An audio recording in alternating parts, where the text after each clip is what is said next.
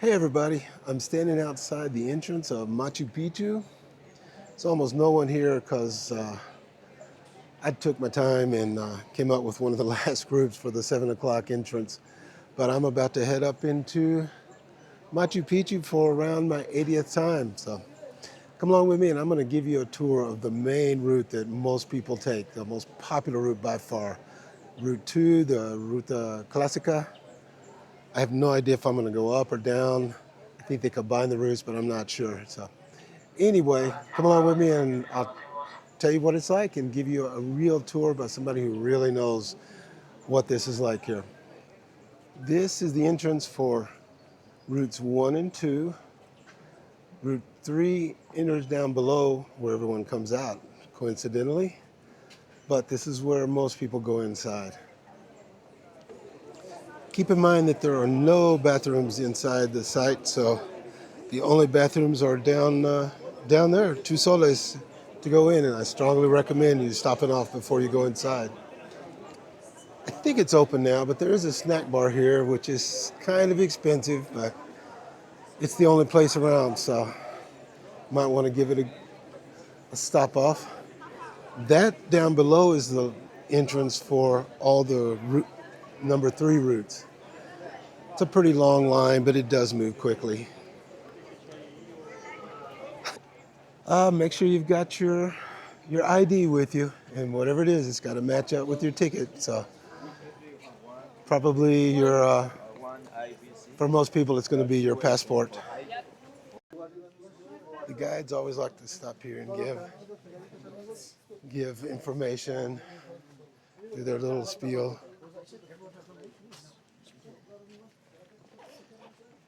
But this is the entrance. On a clear day, you'll see Machu Picchu just around the corner. Surprisingly, there's a little bit of fog, but it looks like it's going to break up.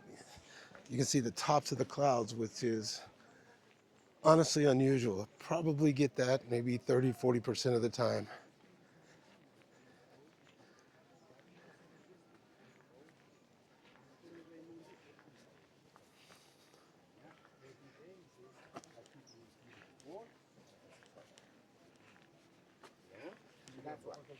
Yeah, my friend. No, this place now is paved.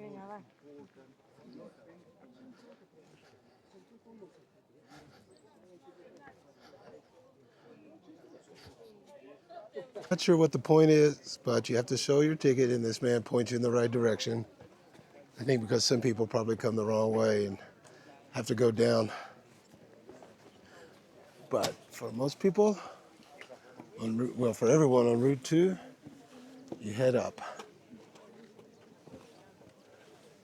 And if it looks intimidating, it is. There's a little bit of climbing at first, but it's nothing to worry about because once you've gone up, you're pretty much downhill all the way.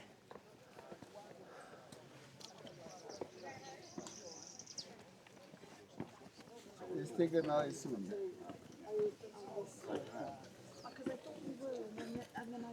I thought we were on. I thought we were like, oh yeah. Totally. And then and then And then you're like, no, maybe he hates me. O sea, hay por horario, 6, 7, 8, 9, 10. Entonces, los de las 8 van a entrar a las 8. Entonces, hay un límite. These lines are unreal. I've never been here when it's this busy. But I'm in no hurry today, as you shouldn't be when you get here. ¿Y lo hicieron? no.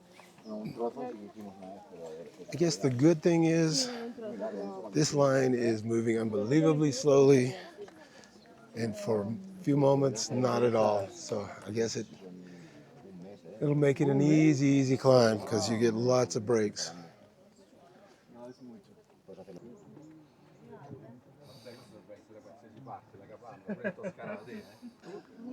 The one thing that almost all of the guides totally ignore when they bring people up is this water channel.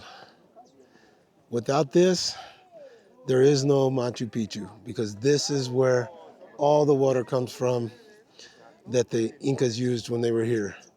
It's about half a kilometer behind, about half a kilometer behind on the side of the mountain, there are 2 springs. and that's where all the water comes from. Now there is nothing running. I've heard that the hotel takes all the water, but I don't think that's true because a lot of the water, it just has to be pumped up. And there are other springs now. We're still waiting for the clouds to break. A lot of fog down below, but that will almost surely be gone soon. Looks like a beautiful day. I'm gonna have to put on a cap soon. We're still moving incredibly slow as everyone gets their first pictures of Machu Picchu.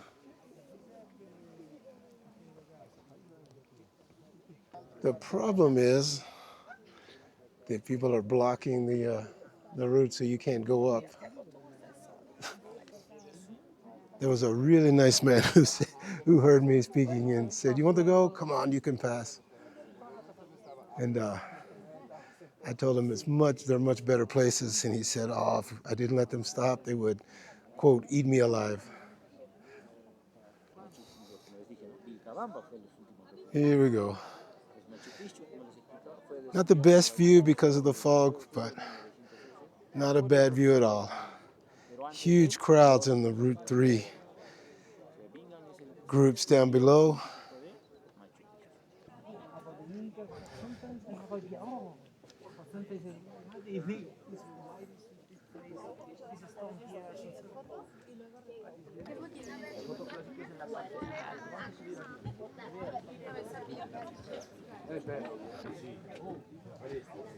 Don't worry, you're going to get lots of opportunities to get photos of Machu Picchu. Plenty of selfies, but there'll be lots of time to explore later on. No, mettili qua, via, facciamo una. Dai, Matteo, fa veloce, facciamo. Falla qua. Dai, no, qua. Allora, leva.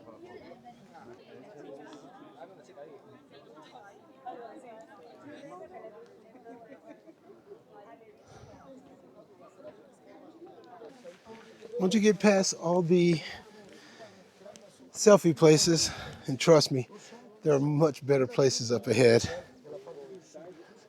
then you keep walking up. If you're with a guide, they'll probably stop and give you some kind of story here. They do that way too much. Skies still haven't cleared up much. You get to this point, you're almost as high as you're going to go today.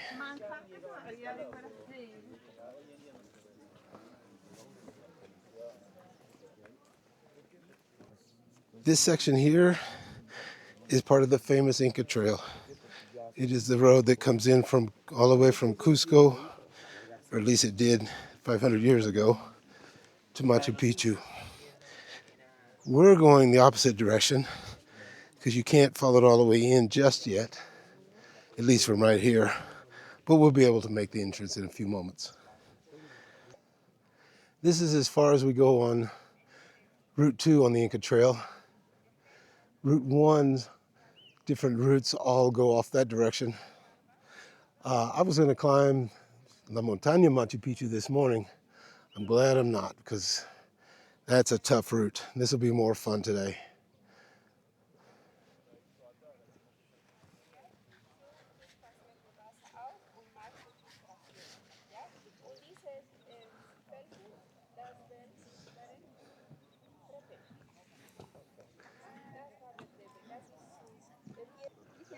The last section up there, you could just barely see, is a long rectangular building, which was a place where people who couldn't get into Machu Picchu actually, for lack of a better word, it was kind of a party house. They know that because they find lots of remains of chicha containers, which was the fermented corn beer that was very, very popular with the elite back in the 1400s during the Inca period. This big crowd is where everyone gets their selfies above Machu Picchu. For decades has been the most popular spot for visitors. It's also a good place for tourists to tell people I don't know why they do it. They go through their little explanations of whatever they talk about instead of showing people Machu Picchu. Although it is a good place to rest, people can sit down and after climbing up.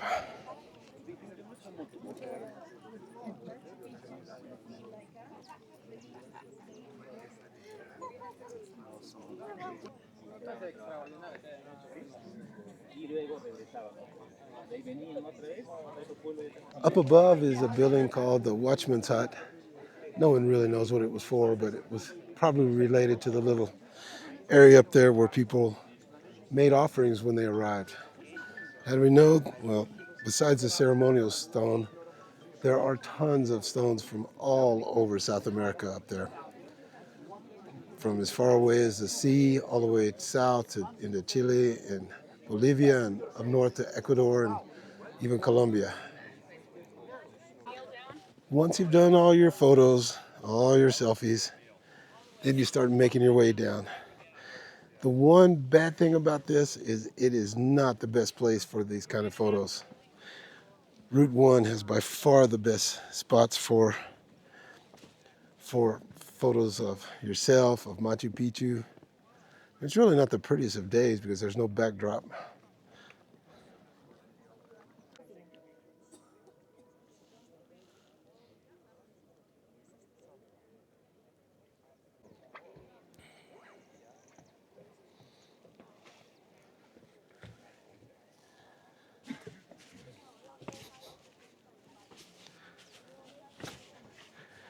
As you start to make your way down, we're going to join up with the actual Inca Road in a moment.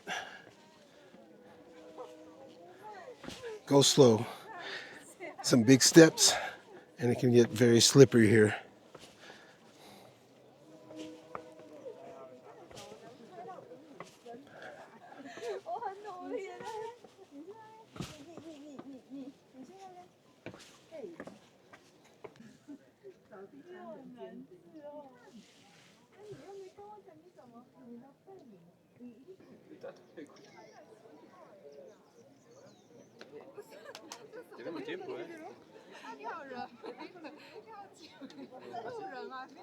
Actually, probably the best place if you want to get your selfies on if you're on circuit too.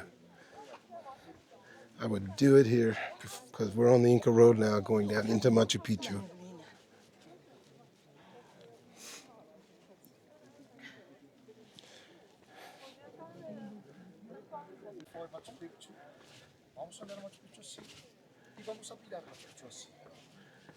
This is the last few steps of the famous Inca Trail because we're about to go into the city when we come around this last little corner to the right.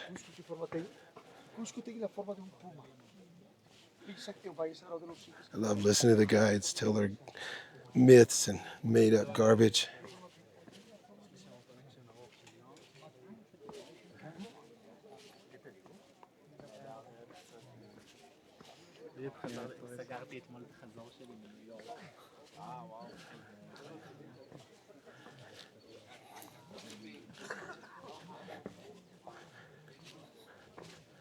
And down below is the main entrance to Machu Picchu.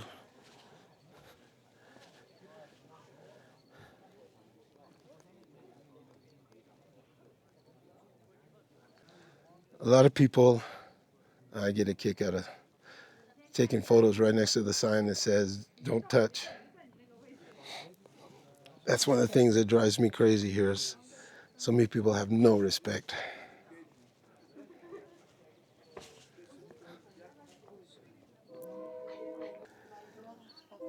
Can you see the two llamas down there?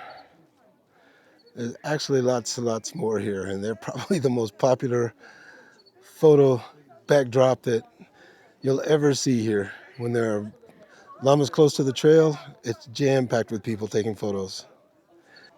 This particular canal, I've heard guides and other people say this is where one of the faults, the geologic faults of Machu Picchu, but it's not even close. This is pure drainage. Way across the valleys is the sister site of Yactapata, the hydroelectric plant. Here we just call it the hidroelectrica, is down below, and there are some amazing places down there. In fact, I'll link to a couple of my videos that I've done of the river Intibucana down below. It is maybe even more interesting to me than Machu Picchu itself. Sadly, I'm not gonna get the best photo because The entrance to Machu Picchu deliberately frames up Huayna Picchu Mountain from behind. That was an intention by the Incas. But unfortunately, there's a cloud and fog that is blocking the view. Just get a little part of it.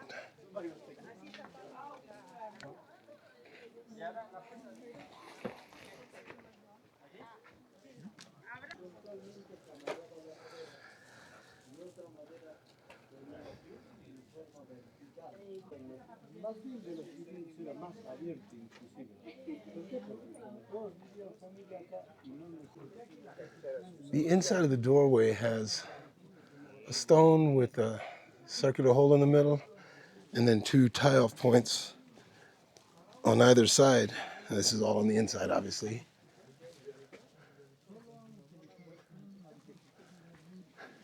And they had a pretty ingenious way of tying this off and closing it off. Can you see the damage on the stones where people have put their hands and the oil from the skin has damaged the stone? It's a pretty significant problem. And even though there are signs saying no photos or no touching, people still touch. On the right, where llamas were kept, and on the left are storerooms where, for lack of a better explanation, is where they basically unpack things. They're clearing up a little bit. Just across the way is the round top mountain called Putucusi. There's a ceremonial site up there in Ushnu, or a ceremonial platform, and far off in the distance you can see Yanantin, the pointed mountain.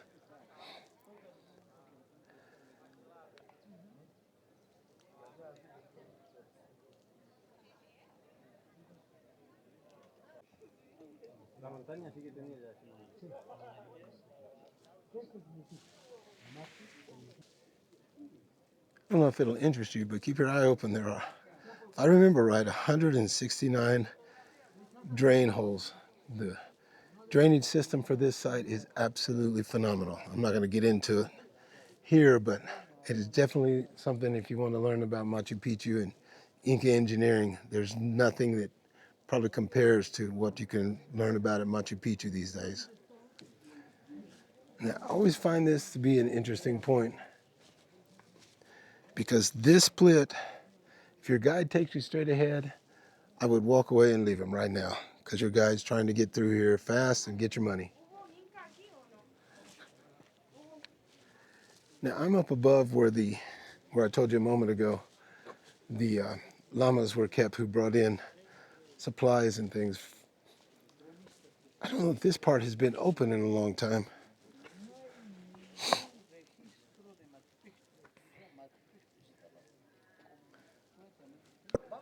Okay, I really didn't want to come this way, so I'm going to go back down where I showed you a moment ago where the guide shouldn't take you, and I'm going to take the route that you should go on because it's much, much better, and you'll see things you wouldn't see from up here.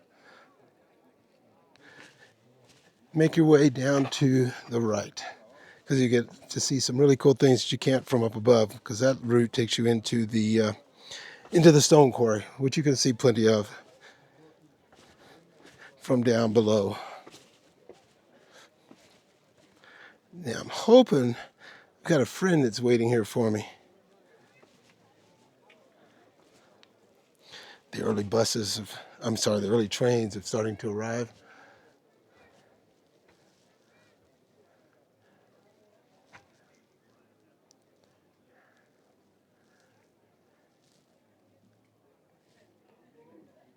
Okay, my friend is not here.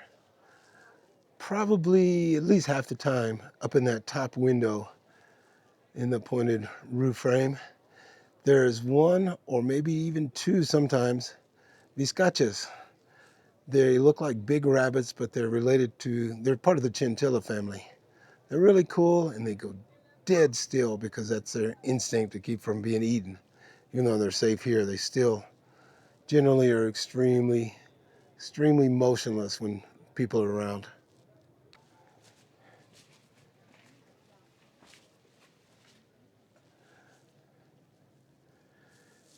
The rumor is there's a cave behind here, but honestly, I think it's garbage. Like most myths that people and guides tell. What you do see quite a bit of are offerings in certain places. Those leaves are coca leaves, which are the traditional offerings of the people here for hundreds and hundreds of years.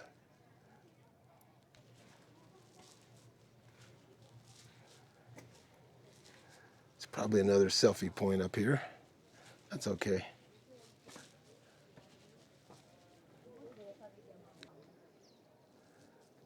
It's turning out to be just an incredibly spectacular day here, despite the massive crowds. You can get a view of part of the quarry here. This is actually what's known in geologic terms, I had to look this up, is granitic or granite chaos. That's where it's a stone extrusion of granite that has been worn down by erosion, and it leaves basically a jumbled mass of granite stone. You can almost see the top of Machu Picchu, the big mountain in the background of all the postcard photos. You see the plaza. On the left is the Intihuatana section, which is closed off. Really, really sad about that, because that is by far the most interesting place in this entire site. The central plaza, the ceremonial plaza, or sacred plaza, is down there where all the people are on the left. We'll go down there in a little bit.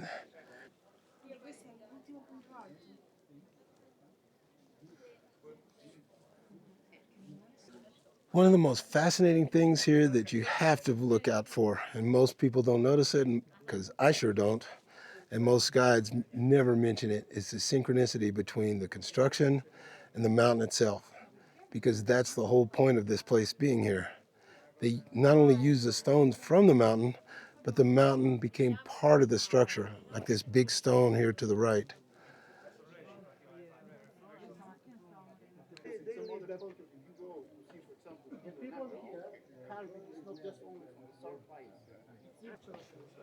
No, with the family, all the family live in one room. But in Inca, Here's another example of building on top of the stones.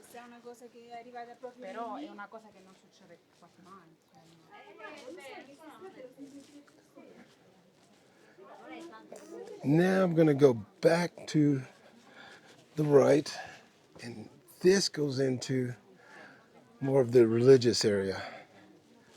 There's a lot of buildings up here, but most of them have very little involved now. For a long time, I've tried to figure out what this particular place was. That's part of the bedrock, that stone there. Obviously, it was ceremonial. Probably there was something, I wouldn't be surprised if that had to do with llama sacrifices, but honestly, it's kind of a guess. Reason why I'm guessing are two things: the size and the place for blood to drain out. And from here, you can see the Sun Temple, or also called El Torreon. Here on the winter solstice, the sun pops up over the mountain behind, and a shaft of light comes through literally in just a few seconds. And there is a cleft down in the bedrock below that splits it exactly in half. I've seen it happen several times, and I'll put some video of it here, but it is an amazing scene to see, and most people miss it. I know this year I didn't come, but last year it was cloudy and dark and rainy on the solstice, so no one saw it, but it's a fascinating thing to see.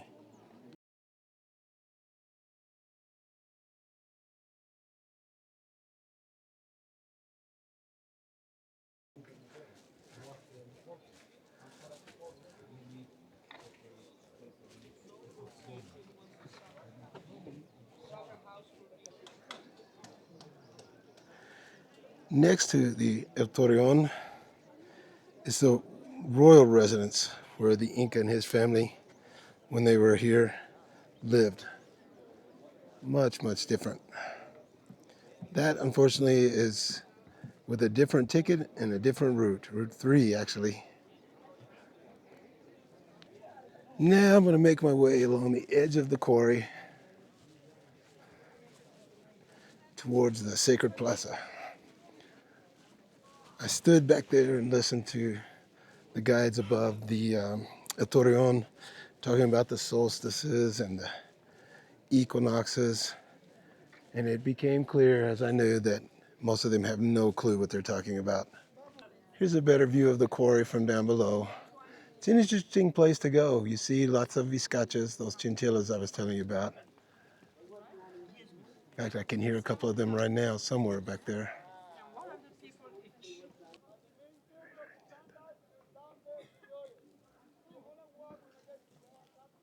If you know where to look down there, the River Intihuatana site is located way down, almost at the river bottom.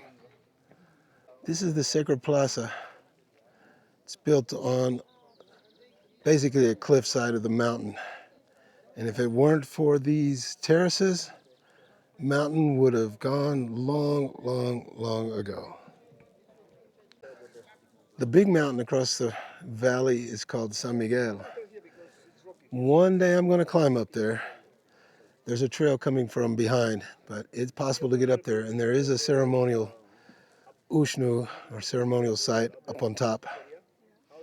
And along that ridge that runs off to the right, there's a road that goes along the ridgetop. This is the Sacred Plaza, the most important place in all of Machu Picchu. The Rio Urubamba, or Vilcanota down below, is really, really low.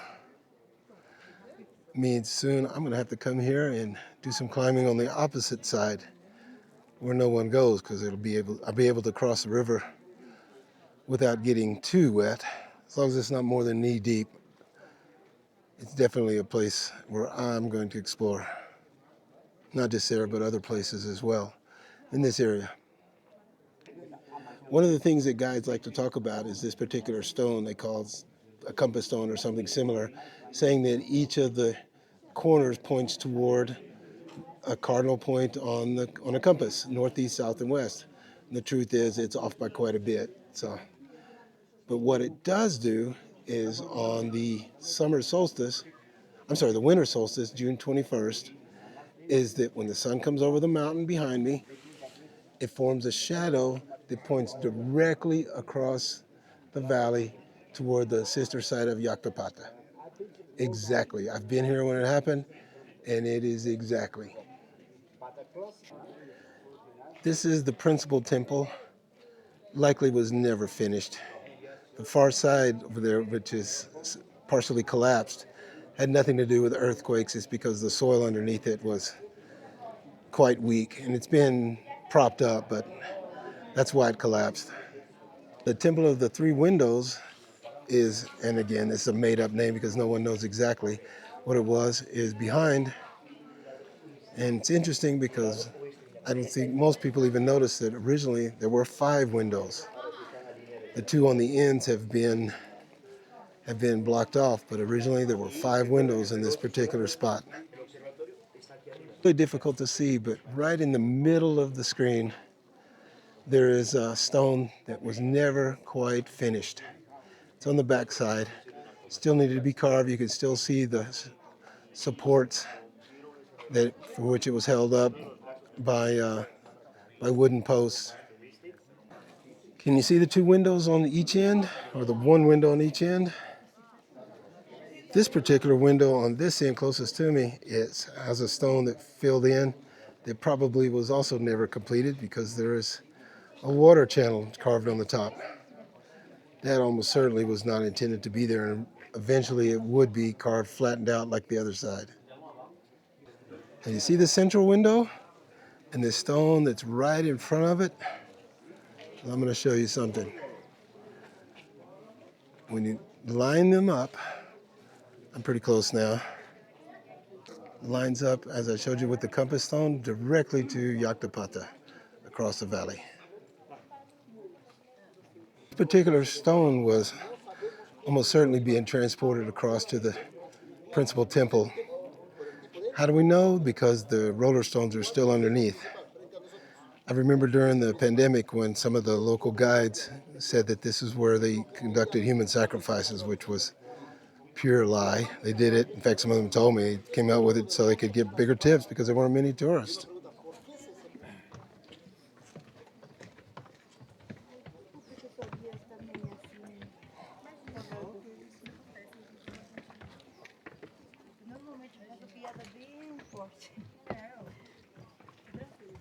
Across the way, and on this particular route too, you don't get to go inside, but that is where the what was called the residential section.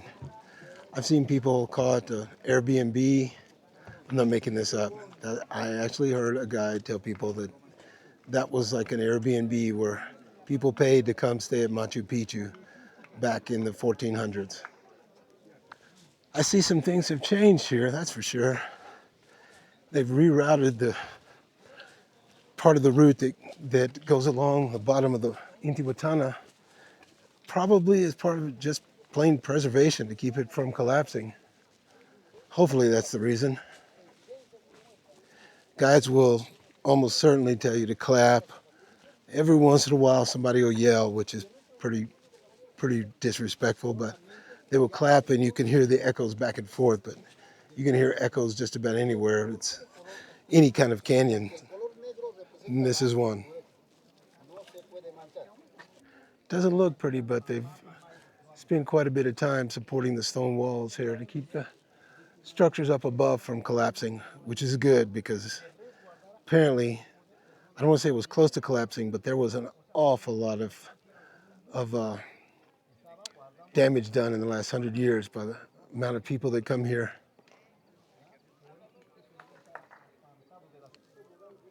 Up above, you can get a good example of how the Incas built onto the bedrock itself.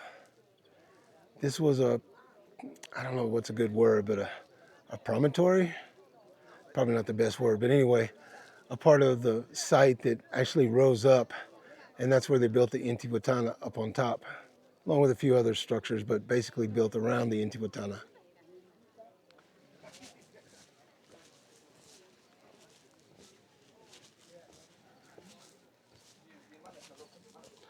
Down on the bottom of this new route, you can see where, probably get a better view of where they've built supports to keep the lower portions of the wall terraces intact.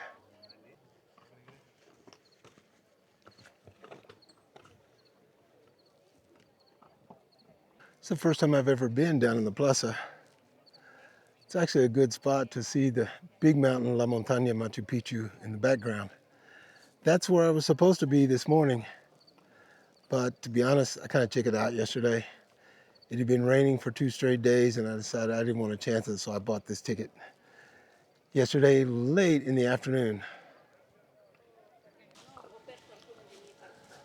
Here's some more examples of Inca building with the bedrock and with the mountain instead of trying to move and change the mountain to fit what they wanted. For a long time I've tried to figure out what this particular place was. It always reminds me kind of like a natural amphitheater, but I always joke that, yeah, probably Keith Richards or Willie Nelson remember playing here back when they were younger. Big crowds up here between these two almost completely reconstructed huts. Not just the roofs, but the buildings themselves were reconstructed because they weren't here when Bingham came in 1911. But they do sit on both sides of the sacred rock, and I'll show you that in just a moment. Lots of people like to use this spot to get photos of the sacred stone with Yanantin in the background. I don't know how well you can see the pointed top of Yanantin in the background, but the guides like to tell people that the sacred stone represents Yanantin. Yeah, if you're drunk, it looks just like it. It looks more like Pumasillo in the opposite direction. And Jose Bastante, the former director, he and I talked about it, and he thinks it's probably more likely just a representation of the mountains. I always find the base of the stone interesting because it looks modern, but this is original. This was here when Bingham got here. Once you leave the two huts, this is where the control entrance to the Huayna Picchu and La Gran Caverna Cave on Uchi Picchu, little small route that goes above. But this is the control point here, and you have to have your ticket, of course, and ID to get in. For a lot of people, climbing Huayna Picchu is probably worth it.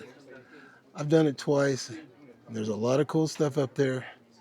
It's fun to say I've been there, and surprisingly, the trail on the left side of the mountain's cliff face is not nearly as bad as it looks. But there is a trail going up there. This always fascinates me. Guys are telling the people to feel the energy coming off the rock. Oh, there ain't crap coming off the rock. It's a rock that's sitting in the sun. Of course, it's going to get hot. And now we start to make our way back. This is kind of an interesting route. For me, it's never been as much fun as the other, but there's some cool places along here, definitely worth seeing. I don't know how well you can see this, but on the back side of one of the huts are some carvings, steps going up closest to the hut wall, and then what some archaeologists say is a rain channel, but I don't know how the roof would have gone out that far. Of course, that depends solely on how it was originally constructed.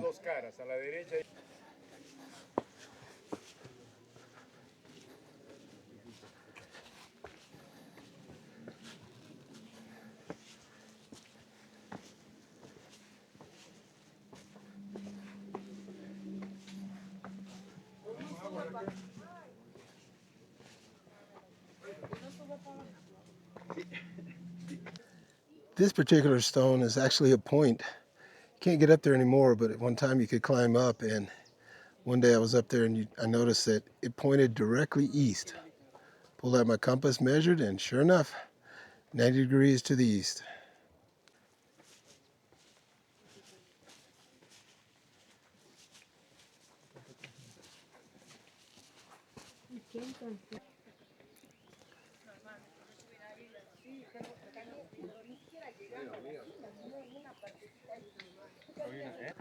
This particular wall always fascinates me because it's one of the longest, if not the longest wall in Machu Picchu. And of course, it's made out of these massive stones. Well, some of them are massive, not all. The route used to go this way for years, and now they've sent everyone down below.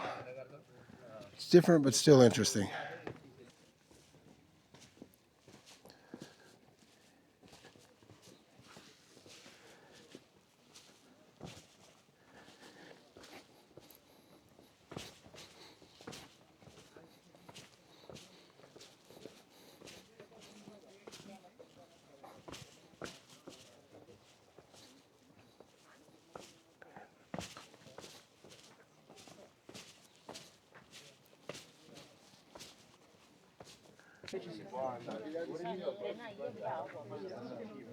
Acá disminuye porque el agua la están llevando por ahí un túnel que hacen hasta la hidroeléctrica.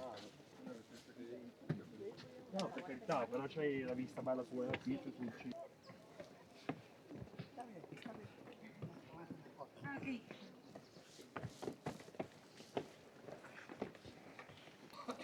Some incredible stuff on this side of Machu Picchu, but most of it is blocked off or you can't go.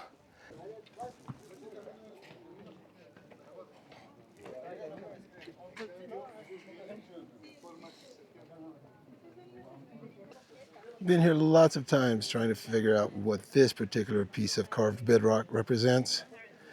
It looks like it was carved into an arrow, or at least was intended to be eventually, but I haven't figured it out yet. Its particular direction doesn't mean much.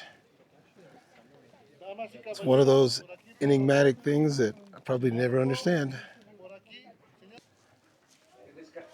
Ok, dovete fare diversi movimenti, bene? Comincio.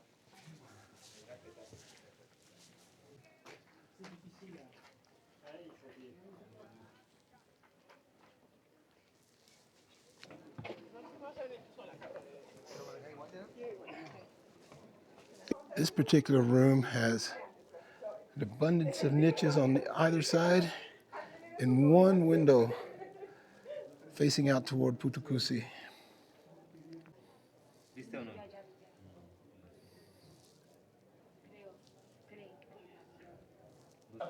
These are the two mirrors, and people like to say they were for studying the sky, but they looked at the water inside, which is garbage because all you have to do is look up. Well, I hope you like this little adventure through Machu Picchu and Route 2. I haven't done this in a while, so it was kind of fun to walk through. I definitely haven't done it in a while during the crowded time of the year or the day, but it was still fun. Got to meet some nice people, got to listen to a whole lot of guides who have no idea what they're talking about, but that's normal. That's what we usually go through. So I'm on my way to catch a bus, on my way down, and get ready to go home tomorrow. So I'll do another one hopefully soon on Route 3. Maybe I'll climb one of the big mountains too soon. So thanks for watching, and I'll see you in the next one.